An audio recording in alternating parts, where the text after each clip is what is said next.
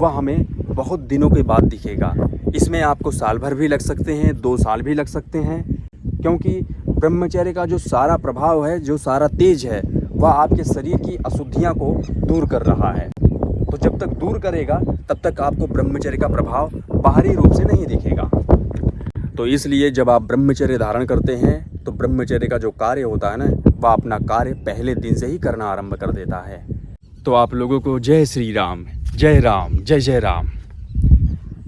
अभी जो बात कहने जा रहा हूँ, यह बात आप लोगों को कड़वी लग सकती है, परंतु सत्य है तो कहना ही पड़ेगा। जैसे जब कोई व्यक्ति गलत कार्य करने के लिए जाता है तो उसके मन में कभी भी प्रश्न नहीं आता कि वह यह गलत कार्य क्यों कर रहा है, इस गलत कार्य करने से उसके जीवन में क्या परिणाम आएंगे, क्या प्रभाव पड़ेंगे। परंतु वह उस गलत कार्य को करता है, पूरी प्रसन्नता से करता है। परंतु जब उसी व्यक्ति को कहा जाता है कि एक सही कार्य करने के लिए, तो वही व्यक्ति बहुत सारे प्रश्न करता है कि हम इस कार्य को क्यों कर रहे हैं, इस कार्य के करने से क्या लाभ होंगे, क्या फ़ायदा होंगे, वो फ़ायदा कब से होंगे, इन सभी बातों को जानना चाहता है।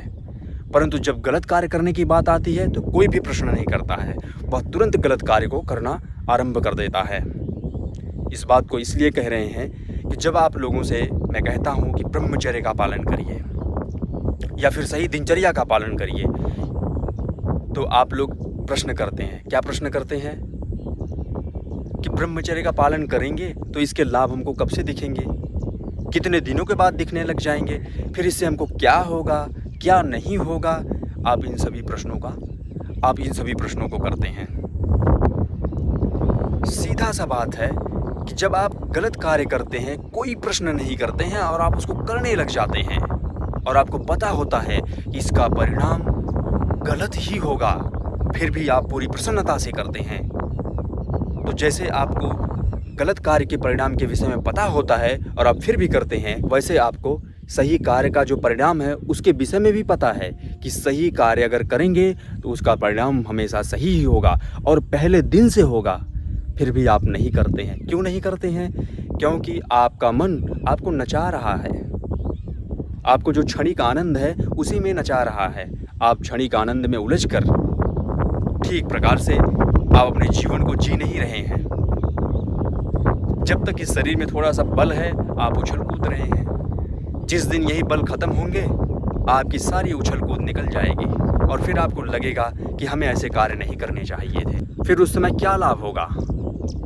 आपको तो पश्चाताप हुआ, पर उसके लिए आपके पास समय ही नहीं है।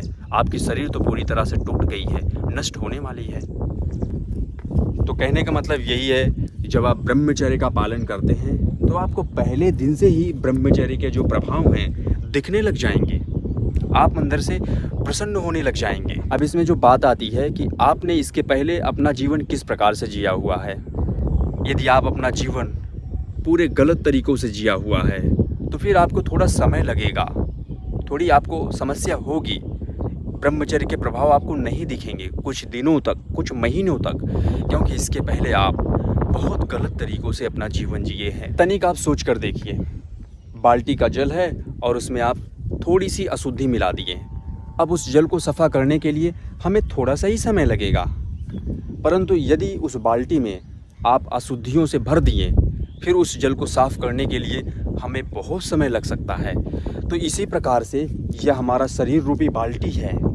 यदि इसमें आप अशुद्धियाँ अधिक से अधिक मिलाए होंगे तो ब्रह्मचर्य रूपी सफाई से आपको अधिक से अधिक समय लगेगा। जब आप ब्रह्मचर्य धारण करेंगे तो इस शरीर की सफाई करने के लिए ब्रह्मचर्य को अधिक से अधिक समय लग सकता है। तो इसलिए ब्रह्मचर्य धारण करिए और अपने इस शरीर रूपी बाल्टी को सफ़ा करिए। जब हम इसी शरीर में अशुद्धियाँ बहुत अधिक मिला देंगे तो इस शरीर को साफ़ करने के लिए बहुत अधिक समय लग सकता है। तो जब हम इस अवस्था में ब्रह्मचर्य को धारण करेंगे तो ब्रह्मचर्य का जो प्रभाव है वह हमें बहुत दिनों के बाद दिखेगा। इसमें आपको साल भर भी लग सकते हैं, 2 साल भी लग सकते हैं, क्योंकि ब्रह्मचर्य का जो सारा प्रभाव है, जो सारा तेज है, वह आपके शरीर की अशुद्धियाँ को दूर कर रहा है। तो जब तक दूर करेगा तब तक आपको ब्रह्मचर्य का प्रभाव बाहरी रूप से नहीं दिखेगा। तो इसलिए जब आप ब्रह्मचर्य धारण करते हैं तो ब्रह्मचर्य का जो कार्य होता है ना, वह अपना कार्य पहले दिन से ही करना आरंभ कर देता है। तो इसलिए संशय को त्यागिए, ब्रह्मचर्य धारण करिए और अपने जीवन को शक्तिशाली बनाइए। तो चलिए आप लोग मेरे साथ मिलकर बोलिए, सियावर रामचंद्र की जय, हर हर महादेव, जय शिव शंभो।